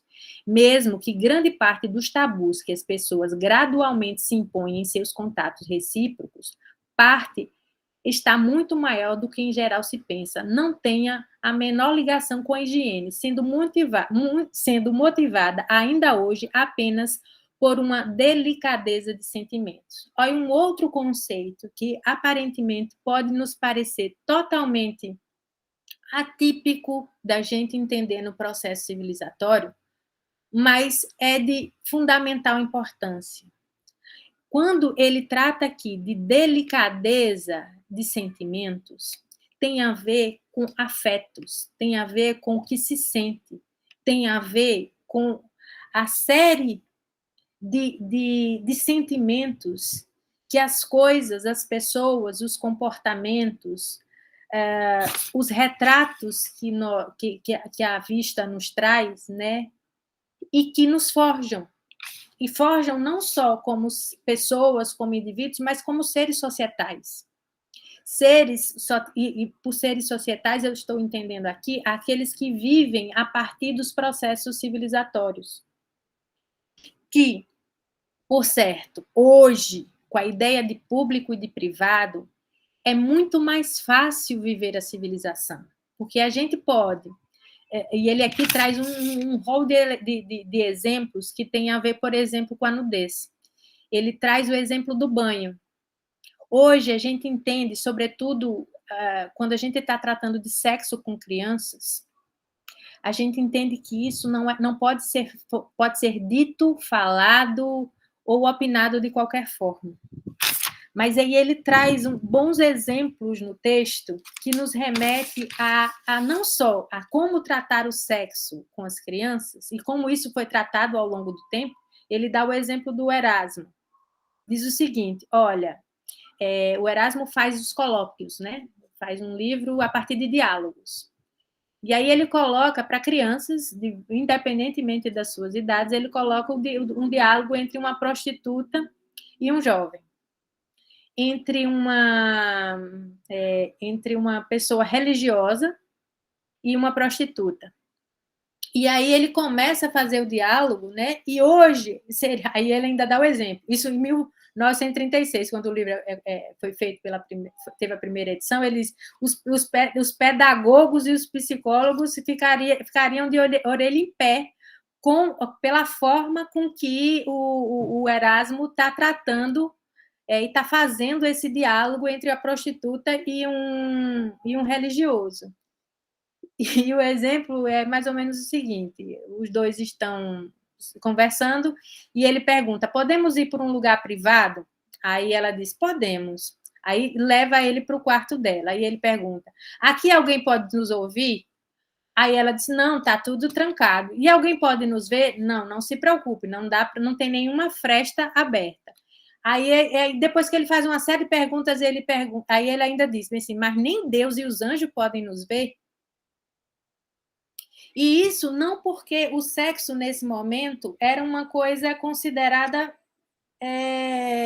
vergonhosa, mas porque o diálogo que o Erasmo está ali tentando dizer para a criança é que aquela vida de prostituição não é bom, e que, uma vez estando com ela, alguém que é religioso vai tentar convencê-la de que aquilo, uma vez sendo feito, deve ser feito num espaço privado e, no máximo, ainda termina assim. E, se puder, você tente convertê-la de que aquela vida não é uma vida boa. Ora, esses exemplos...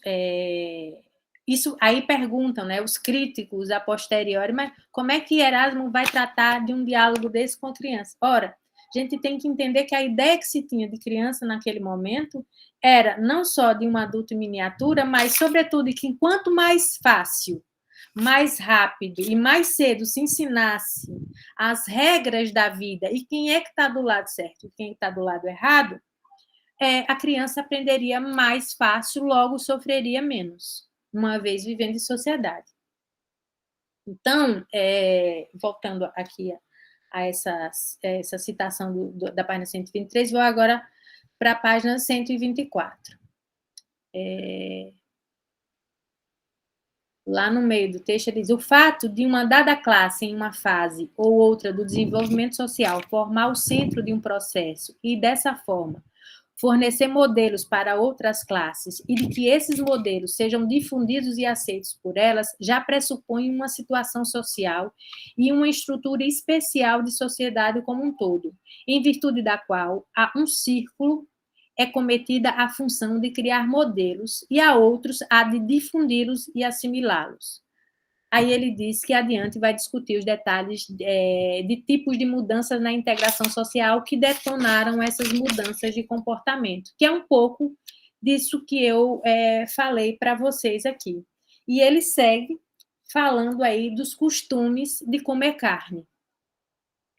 E aí, hoje, tal qual na Idade Média, os costumes de comer carne ainda são muito parecidos. Hoje, sobretudo nos últimos 4 anos, só comiam carne quem tinha dinheiro, né? Salvo os vegetarianos e veganos de plantão e os membros de monastérios na Idade Média, que, por questões ascéticas, poderiam não querer comer carne, né?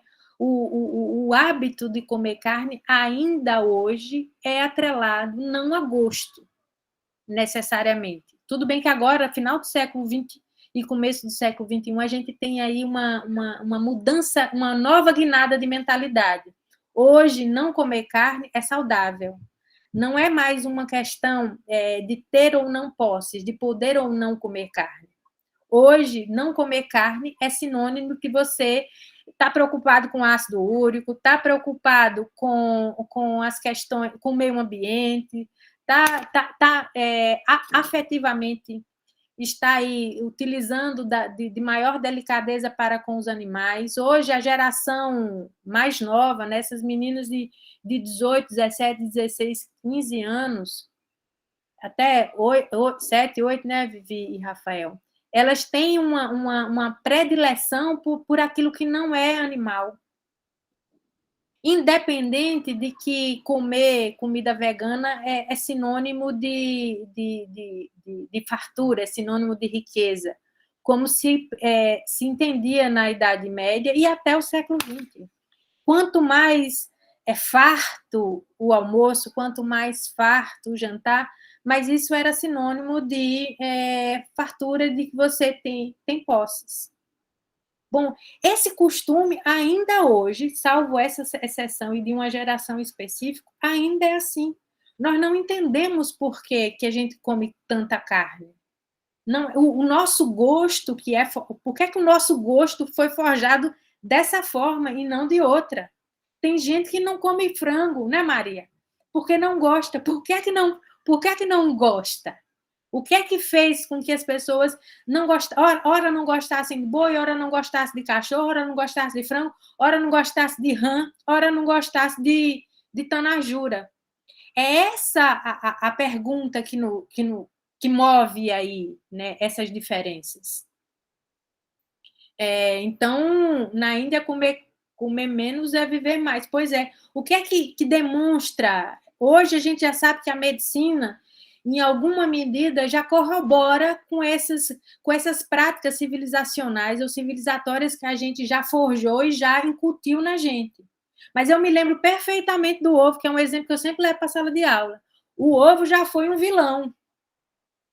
Ovo era sinônimo de colesterol. Agora, o ovo é sinônimo de musculatura. Todos os crossfiteiros, esse povo, se tiverem aí, esse povo mais robusto, mais corpulento, que gosta de malhar, é 20 e 40 ovos por dia. Eu me lembro, na minha adolescência, eu não podia comer gema. Meus pais não comiam gema porque tinham colesterol alto, aí não comia ovo de uma maneira geral, porque ele era o vilão. Então, assim, hoje a medicina... E outra, isso é meio paradigma de Kuhn, né? O que era verdade hoje já é mentira, mentira, foi mentira ontem e vai virar verdade depois de amanhã e por aí vai.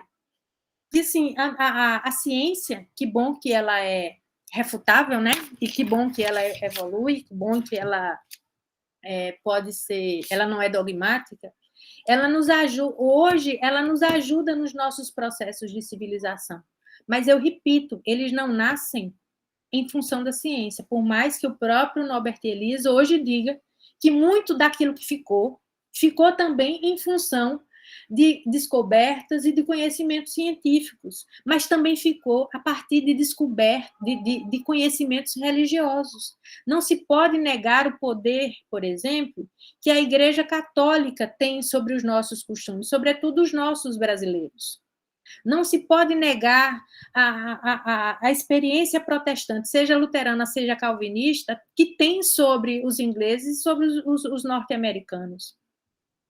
Enfim, muito do que a gente hoje tem como natural vem dessas demandas. E muitas vezes, e aí falo na condição de mulher agora, muitas vezes, em nome desses processos civilizatórios, são criados costumes, inventadas tradições, que nos colocam em lugares hierárquicos muito distintos, com ganho de causa para os homens brancos, héteros, cis, e com perdas fenomenais para quem não faz parte desse mesmo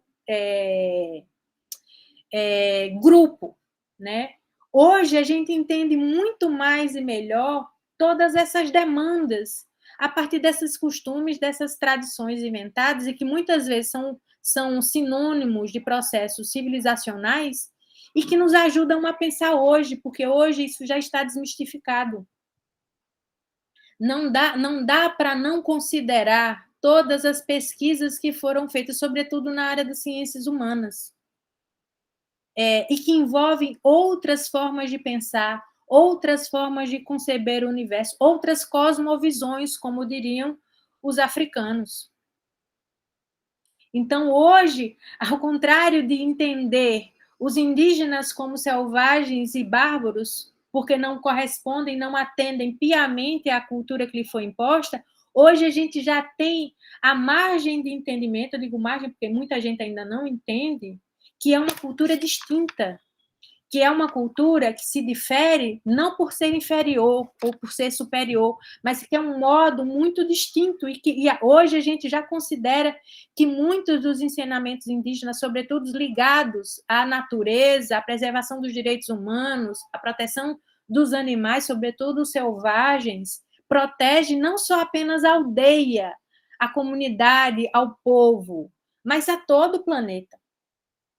Então, essa ideia de civilização colocada pelo Norbert Elias na condição de processo nos permite entender isso e nos permite, inclusive, entender que a palavra evolução deveria ser exterminada do nosso vocabulário, porque na medida em que a gente trata as coisas como melhores ou piores, como hierarquicamente definidas, a gente sempre vai dizer que aquilo que não está no nosso horizonte foi inferior e aquilo, da mesma forma que os nossos, né, sucessores daqui a 100, 250 ou até 5 anos, daqui a 5 anos, vai dizer que o que a gente vive é inferior, quando, na verdade, são processos distintos que ora assimila, ora descarta, ora faz uma mudança de chave, ora revoluciona, e ora nos faz ser, mas, ao fim e ao cabo, nos faz ser quem somos. E é isso que eu acho que é o grande mérito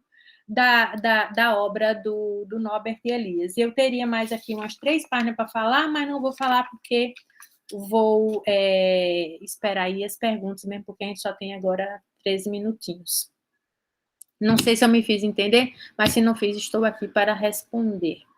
Eu e Rafael.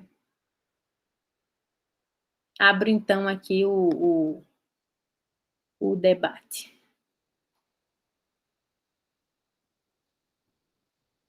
E aí, Rafael, você quer retomar a pergunta do Williams?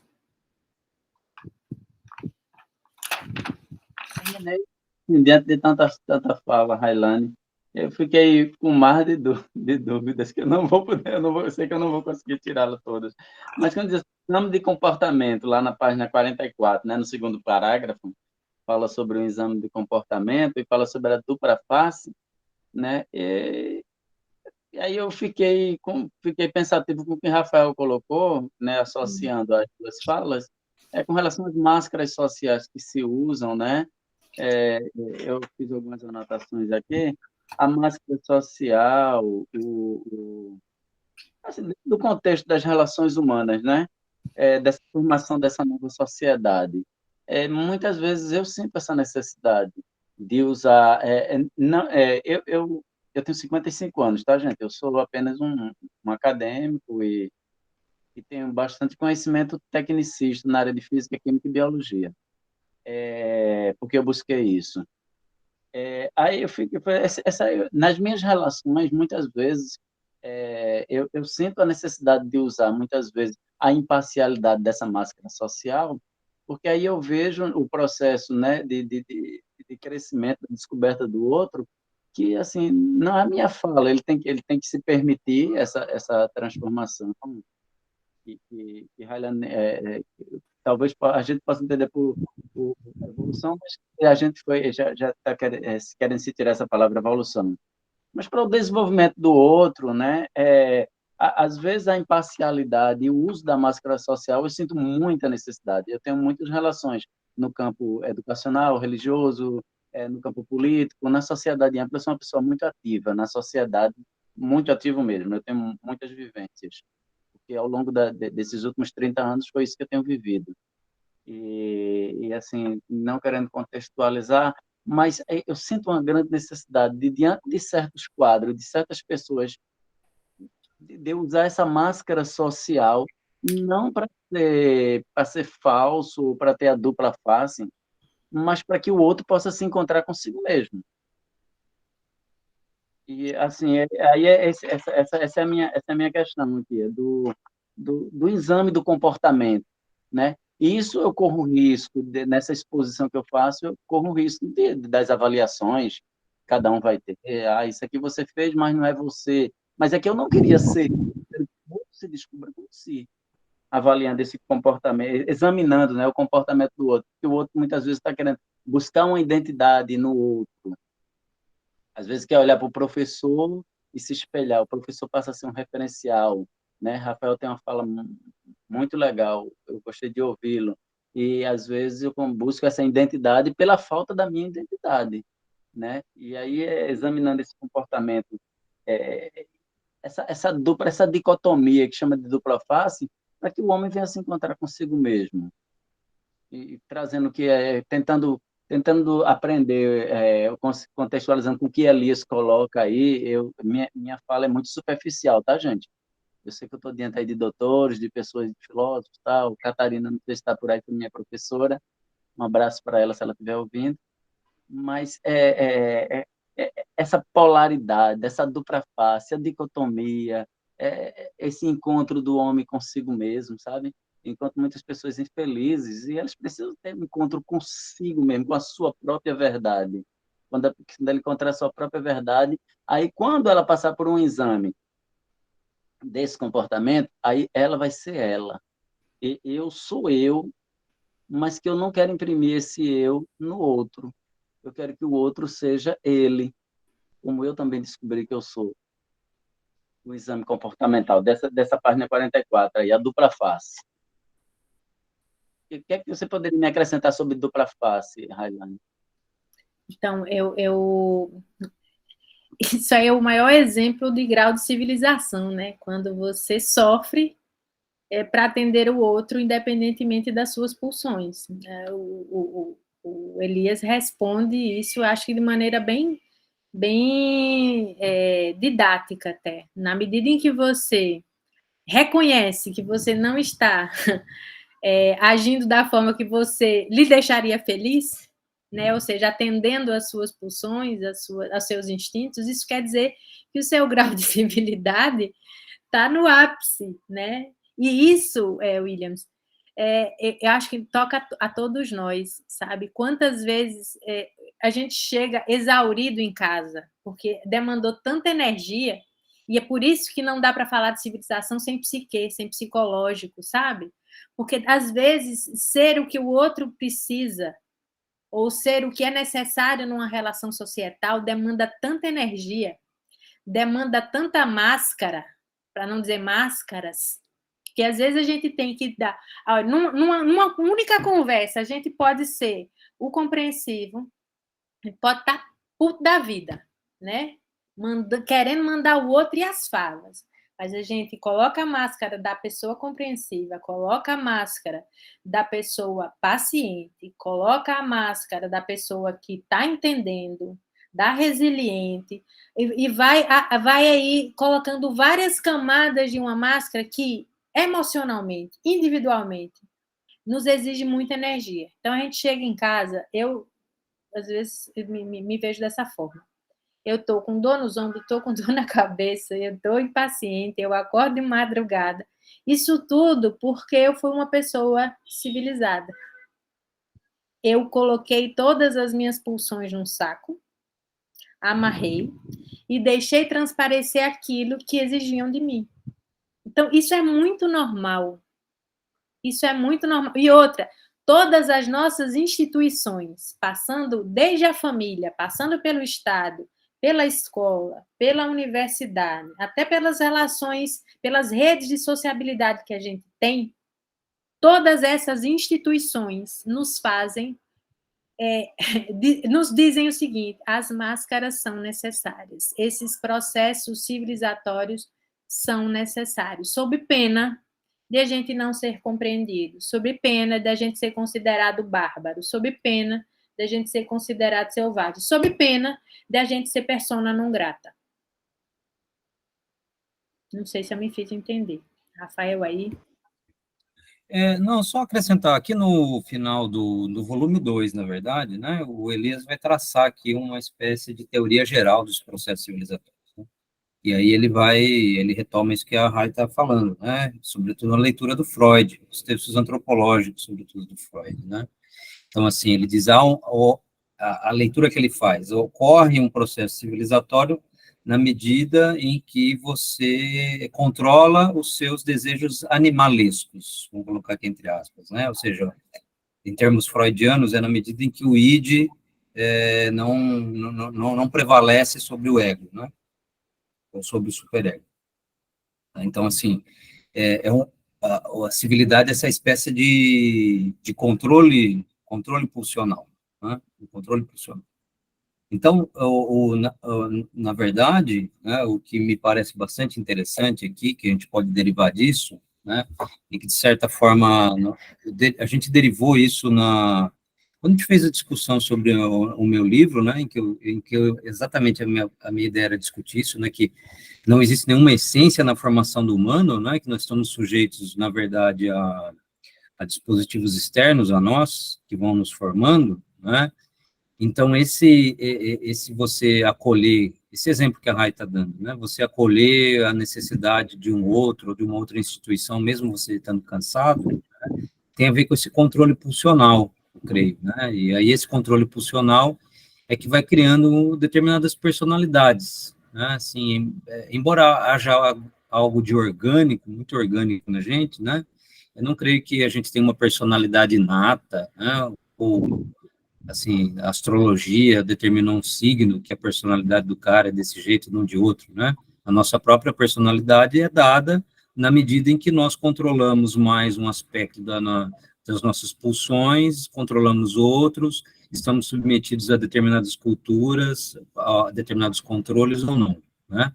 Aí veja, eu não vejo isso necessariamente como uma máscara, porque não é realmente uma máscara, né? Você está sendo produzido para agir deste modo, né?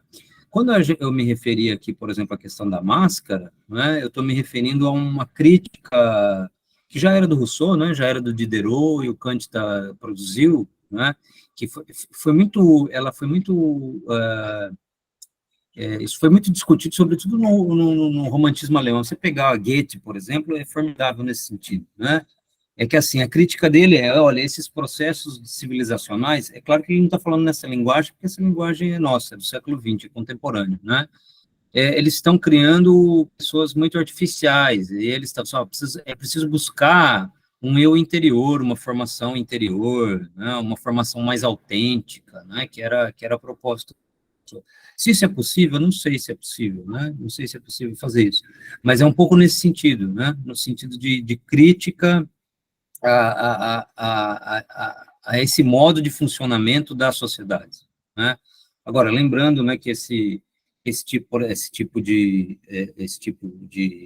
busca pelo eu interior, pelo algo mais autêntico, pode levar, né, no limite acabou levando à formação do nazifascismo, por exemplo, né? Mas eu acho que é um pouco nisso, né? Eu recomendaria a leitura ali a leitura dessa parte final do tomo 2, né, do livro do Elias sobre isso, né, e para quem quiser, alguma leitura do Freud, né, em especial um texto que o Elias usou bastante, que é dos textos antropológicos, né, do Freud, né, que é o Mal-Estar na Civilização, não é? Ali, no próprio título, você tem esse jogo, né, porque no alemão original a palavra que ele usa é Kultur, né? Ele já está ali discutindo se é cultura, se é civilização, dependendo da tradução, traz mal-estar na civilização ou mal-estar na cultura, né? E lá o Freud discute amplamente isso, né? De forma magistral, assim, no exemplo, né? Assim, olha, o que adianta, ele traz um exemplo, né? Assim, eu falo, o que adianta todos os desenvolvimentos da civilidade, da cultura, os avanços técnicos, né, sendo que nada supera o prazer de você cobrir sua perna durante o inverno, né? Ele dá esse exemplo aí no mal-estar na civilização, né? Discutindo isso, né? Quer dizer, ele está ali escrevendo durante a Belle Époque, né? Parece que a Europa havia alcançado todos os sonhos inimagináveis, né? A civilidade plena e absoluta, né? Todos aqueles modos que os europeus tinham ali no final do século XIX, né? A conquista do mundo inteiro, né? Haviam conquistado todos os outros povos bárbaros, né? E impunham sobre eles em bárbaros, desculpem, entre aspas, né? Impunham sobre eles um modo de vida europeu e, no entanto, algo afetava os europeus, né? Essa sensação do mal-estar, né? Lida, por exemplo, nos escritos do Nietzsche, se vocês quiserem. Então, acho que é um pouco, só para complementar aí a resposta da Raíra, é um pouco nesse sentido.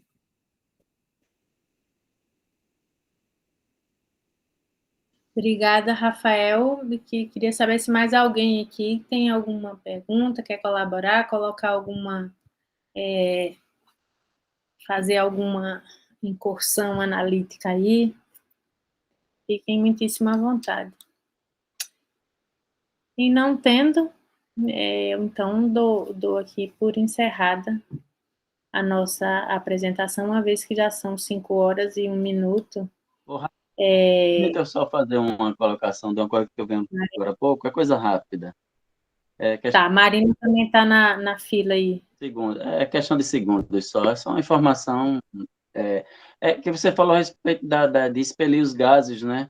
E que a sociedade que colocou aí, é só um dado científico, se alguém quiser pesquisar umas coisas, é que nesse processo biológico, né, do corpo humano, a gente expele o CH4, que é o metano.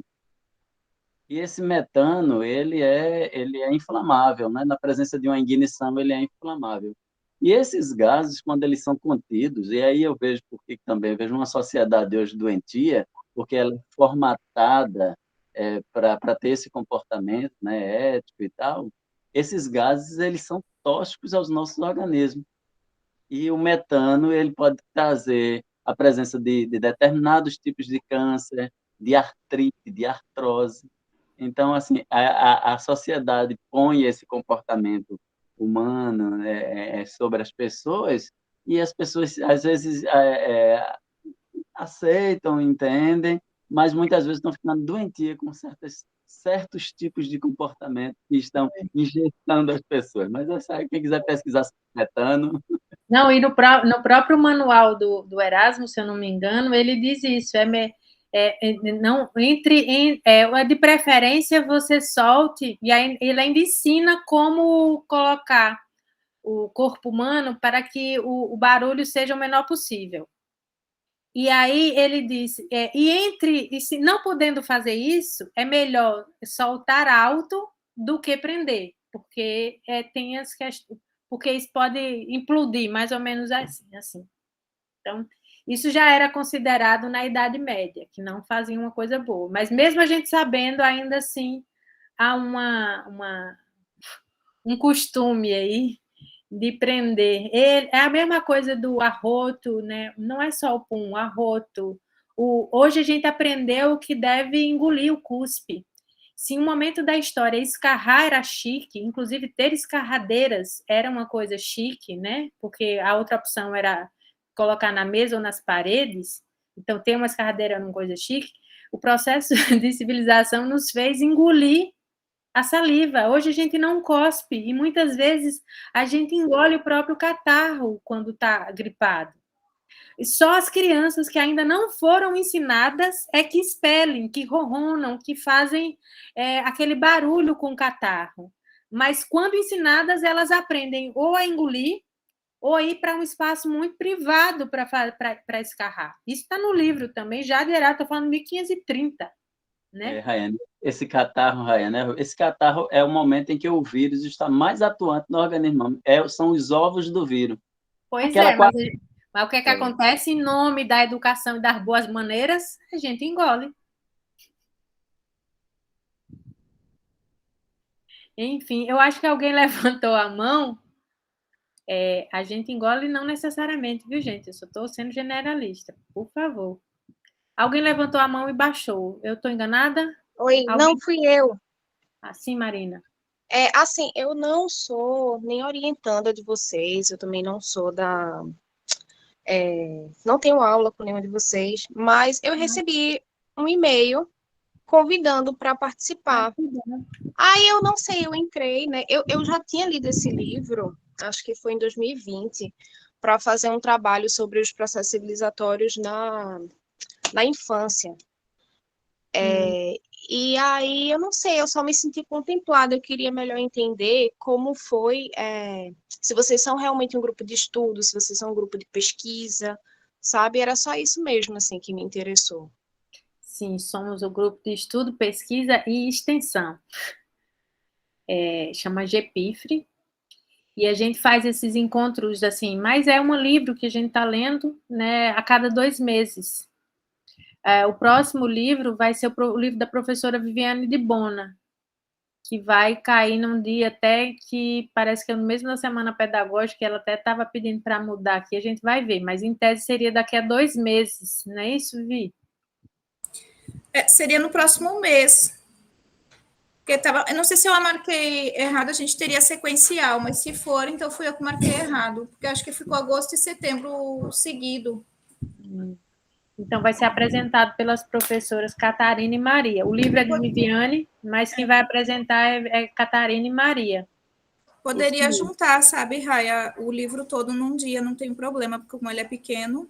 Pronto, então a gente vai ver isso, mas a gente starta, tá, Marina? A gente, do mesmo jeito que você recebeu esse e-mail, você vai receber um outro para o próximo encontro. Mas, de qualquer sorte, a gente também tem os professores, a partir dos seus interesses, orientam e também tem seus projetos de extensão. O site nosso está atualizado, Rai? Tá. Deixa eu pegar aqui, vou botar o link para ela aqui.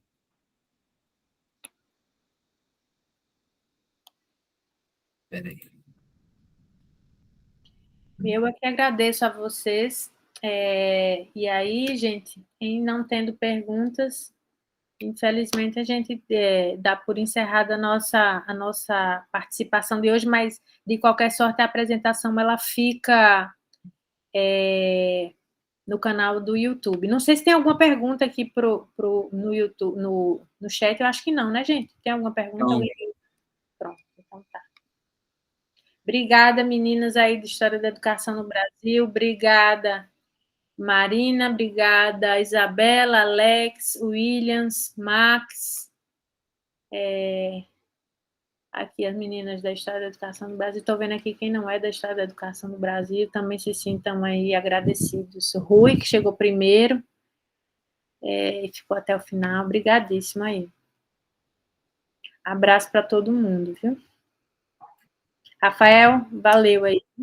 Eu que agradeço. Obrigadíssima. Obrigado pelo convite, gente.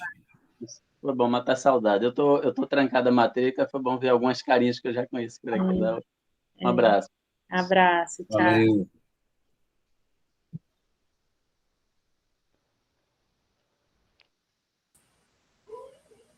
Pode tirar da gravação, né, Rui? Era isso que eu estava aqui fazendo. Gerenciar. Parar.